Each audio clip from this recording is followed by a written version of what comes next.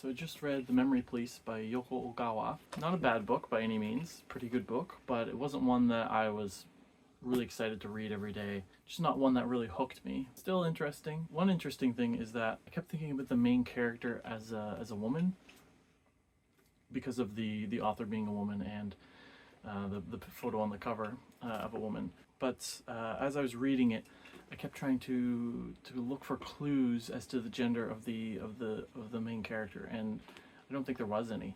There was one mention of them wearing a skirt, and that's it. Anyways, but that's by the by. So, The Memory Police. It's a very dark book that really spirals and gets darker and darker and darker, and then it has a really dark ending.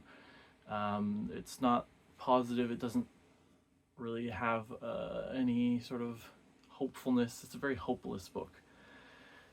So there's three main characters, none of whom have actual names. So there's the POV character who's relating the book in the first person. She, I'm going to assume it's a woman. We don't get a name from her. We have the old man, who is called the old man, who is this old man that's sort of kind of a friend of the family, and he's just sort of an old man that helps out around her house and fixes up things and sort of becomes really, really close with the main character. And we have this character R, who is the editor of the main character and is only referred to by the letter R. So the world of this book is very interesting. It's not a sci-fi book, I wouldn't say, but it is certainly a speculative fiction. The book takes place on this island where things disappear. And by disappear, I mean this sort of almost the platonic concept of these things disappears, and thus all of the things with it disappear from the minds of people, and thus they must be destroyed. Like, for example, photographs disappear, which is kind of a bigger one. So when the next day when everyone wakes up, they realize that photographs, they sort of vaguely remember the word photograph, but looking at it, to them it's just sort of a blank piece of paper with color on it, and their minds can't really wrap around what it is, and it makes them sort of, it's disconcerting to have around. So whenever something disappears, they destroy all remaining copies of it. And there's this force called the Memory Police who seem to enforce this. They go around from house to house and make sure that people are destroying things that have disappeared. And they also are tasked with capturing people who still remember. So during all these disappearances, there seem to be some people that can still remember these things, and there seems to be some genetic element to it. So police are able to track them down, and yeah, the Memory Police are this sort of, I was gonna say fascistic force, but authoritarian force that doesn't seem to follow any laws or rules, just can invade anyone's home at the drop of a hat and take them away. So over the course of this book, various things disappear. It starts with sort of a prologue of this little girl with her mother, and her mother's one of the ones that can still remember things, and it very much felt like Lois Lowry's The Giver, where the mother is showing this child all these things that had been disappeared, but the mother still remembers them and had kept hold of these things, and is showing them to this little girl who, because these things are disappeared, the little girl has no memory of them and can't really form a concept of them in her mind. And the little girl being the main character. So 15 years later, she's living alone, and things keep disappearing, and the Memory Police are coming, and they're busting into people's homes, and they're finding out that people are sort of keeping people hidden away, people who can still remember, and then the Memory Police collect them and take them away. So this happens to our main character. Her editor, she's a novelist, a writer, her editor is one that can still remember things. So she and this old man make up a plan that they're going to try and hide this editor. So there's this certain space in their house that the Memory Police don't know about, because the Memory Police have been through their house before. And the old man sort of builds a little room where R can live, the editor. So R goes, they sort of smuggle him in, and he lives in this hidden room in this house for the remainder of the book. And because he can still remember things, he's trying throughout this whole book to reawaken the souls of the main character and the old man.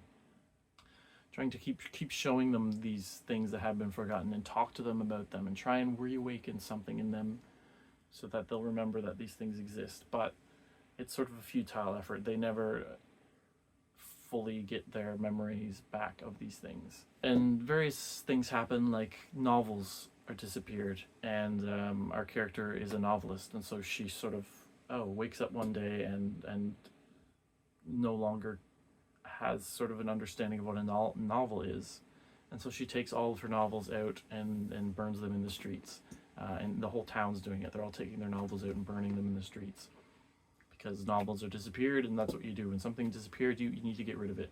And it's weird because it's not even like that. Oh, the memory police are the ones doing it, and they're somehow manipulating everyone's minds and causing them to forget. Like, it's a very natural phenomenon in that roses disappear, for example, and all the rose petals immediately get blown off all the roses in town and end up in the river and float down the river. Fruit disappears, and as soon as fruit disappears, all the fruit falls off the leaves, or falls off the trees. Although fruit's a weird one, because fruit is mentioned later on multiple times as, I think, sort of a continuity error in the writing, but that's by the by. Calendars are disappeared, but it's not just the calendars themselves. Once the calendars are disappeared, time itself seems to stop. There's no way to measure the days, and thus they're sort of stuck in an eternal winter. So it should have been spring by now, but there's still so much snow, and it just keeps snowing, and stuff won't grow, and grocery stores are getting barer and barer, and like I said, the whole book is just spiraling. It's just a slow death, despite ours and others' sort of hope that things will get better. The book is interspersed sporadically with the text of the stories that the main character is writing. So the main character is writing this story about a typist who loses her voice and falls in love with her typing teacher. And that story itself sort of spirals out of control. Like, she says that she's just sort of following the story, but it's going places she hadn't planned it to go. And so, like, she's a typist. She meets this young teacher. They fall in love. One day it's a storm, and she's the only one that comes to class, and so they make love. And she loses her voice, so the only way she can talk is through her typewriter. But one day her typewriter breaks, so she takes it to the teacher, and he's like, "Oh, come on, I'll take you upstairs where I have all the other typewriters stored, and maybe we can fix it." So he takes her upstairs to this room in this church, I think it is, or in a clock tower or whatever.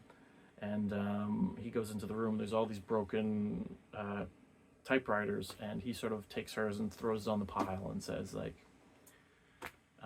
basically she has to live there now. She's sort of his captive, and so she lives the rest of her days in this room where he will come in.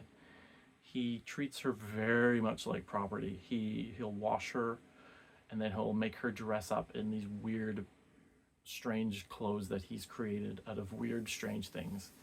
And that's sort of how her days pass, and she has, it's not like a Stockholm syndrome, but she does not try to escape. She kind of wants to, but also she's looking forward to the next time that he shows up, and she talks about the horrible things that he does and the horrible things that she does on the bed to her, but all the time she can only think of how beautiful his hands are and how neat his clothes are and sort of things.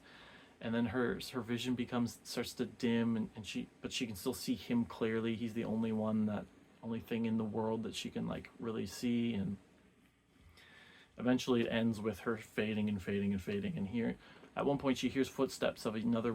She assumes it's a woman coming up and knocking on the door. And she could run over and sort of beat on the door and get help and escape, but she doesn't. She just sort of curls up in a ball and waits for the girl to go away. And when the man comes back, he says, like, "Oh, there was a girl that was curious about this room, and I told her she could go up and check it out because I knew that you wouldn't try to escape. I knew that you've given up all hope of freedom." It's, like, super dark, and it ends with, and he talks about this girl. He's like, "Yes, she's new. She's got the most beautiful voice ever, but she's awful as a typist. So I can't wait for the typewriter to sort of take her voice, and then I can bring her up here and she can replace you. And it seems like that's what happens. This character who's upstairs totally fades away just as this man's taking another girl into this room. And it seems to be that the typewriters are the ones stealing people's voices, and once their voices are gone, they sort of fade away. It's dark.